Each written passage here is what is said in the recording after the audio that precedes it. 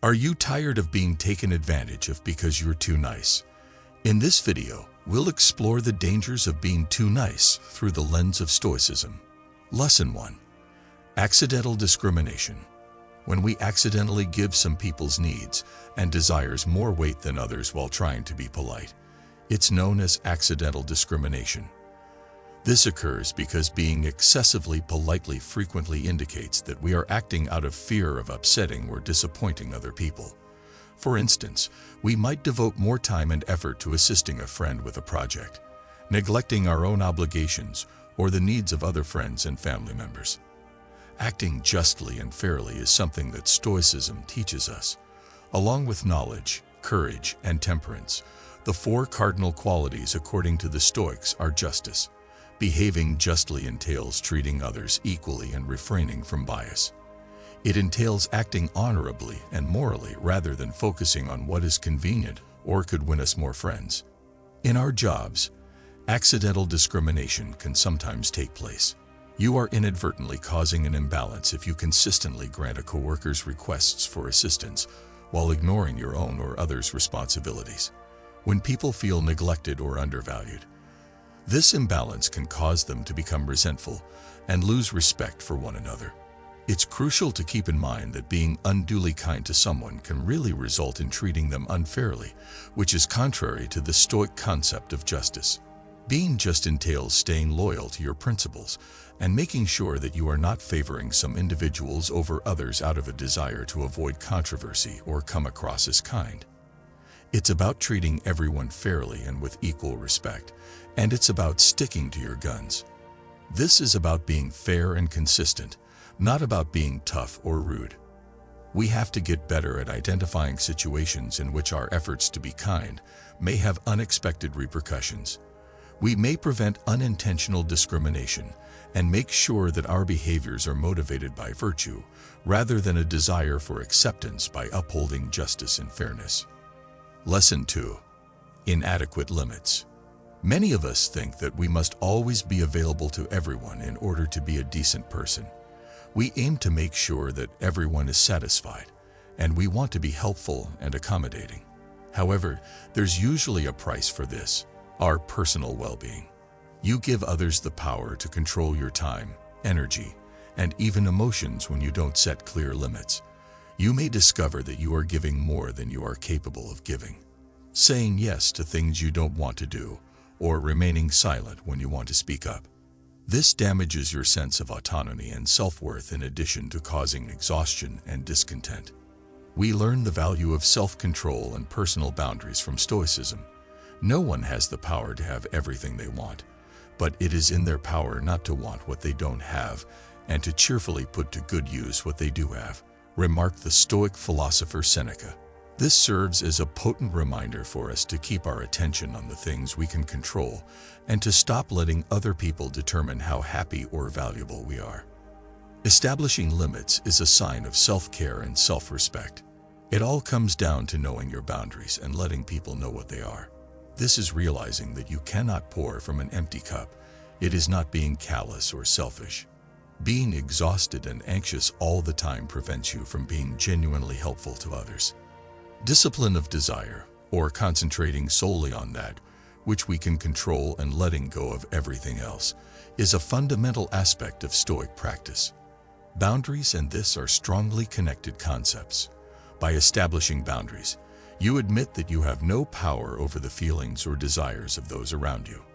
You alone are accountable for your decisions and deeds. In addition to safeguarding your own well-being, establishing sound limits also promotes more sincere and truthful interactions.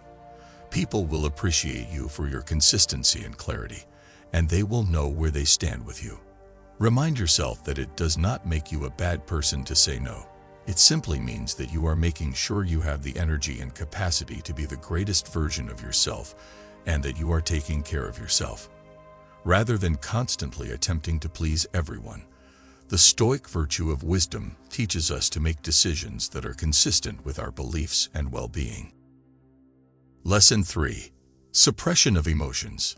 Emotional suppression is one of the most often ignored risks associated with being overly kind. Being too kind frequently makes us feel as though we have to keep our own feelings and emotions hidden in order to prevent confrontation or to please other people. We repress our feelings of rage, irritation, and melancholy because we think they are undesirable or bad. That being said, Stoicism opposes the repression of feelings. Rather, it trains us to recognize our feelings without succumbing to them. Emotions are our body's normal reactions to our senses and conclusions, according to the Stoics. They are neither intrinsically good nor harmful. What counts is how we handle them.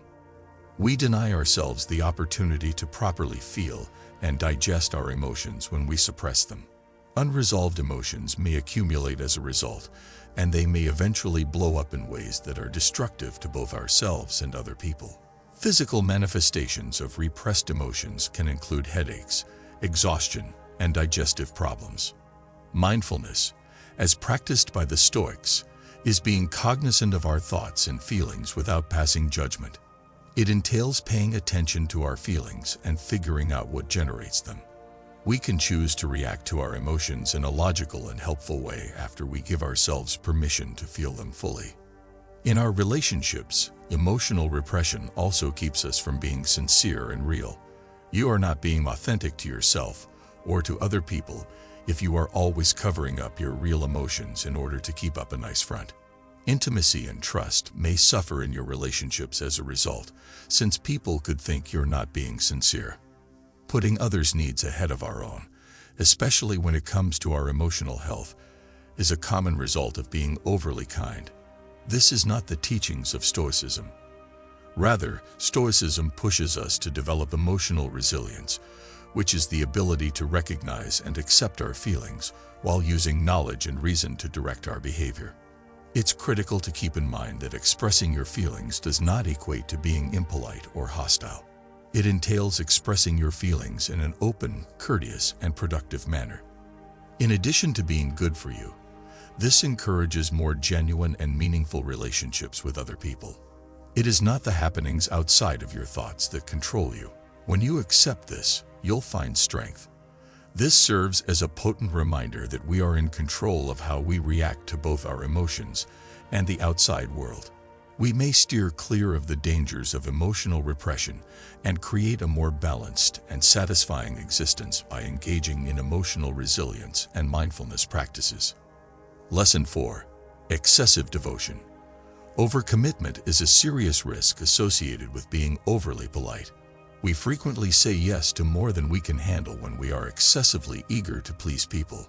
We overcommit, volunteer for things we don't have time for, and put ourselves under excessive strain. This lowers the caliber of our job and relationships in addition to causing stress and fatigue. We learn the value of temperance, the quality of restraint and moderation, from Stoicism. It serves as a helpful reminder to prioritize our time and energy and to be aware of our limitations. Having few wants, rather than many possessions, is what defines wealth. This serves as a reminder that we don't have to please everyone. Our tendency to overcommit is frequently motivated by a need for acceptance or a fear of disappointing other people. We think we will be liked and respected if we say yes to everything. On the other hand, this cannot be sustained over time. Overcommitting can result in burnout, animosity, and a sense of helplessness. The secret to staying away from overcommitment is to exercise self-control and self-awareness. It entails being truthful with yourself about your capacity for handling things and having the courage to refuse requests when they arise. This entails being responsible and aware of your own well-being, not being useless or cruel. We also learn the value of purpose and focus from Stoicism. It motivates us to determine what matters most to us and to devote our time and attention to achieving those goals. It is simpler to say no to requests that do not fit with your beliefs and ambitions when you are clear about your priorities. Being overly dedicated can also result in unhappiness and dissatisfaction. You might discover that you are never able to completely appreciate or enjoy any of your obligations if you are always juggling a lot of different duties and responsibilities.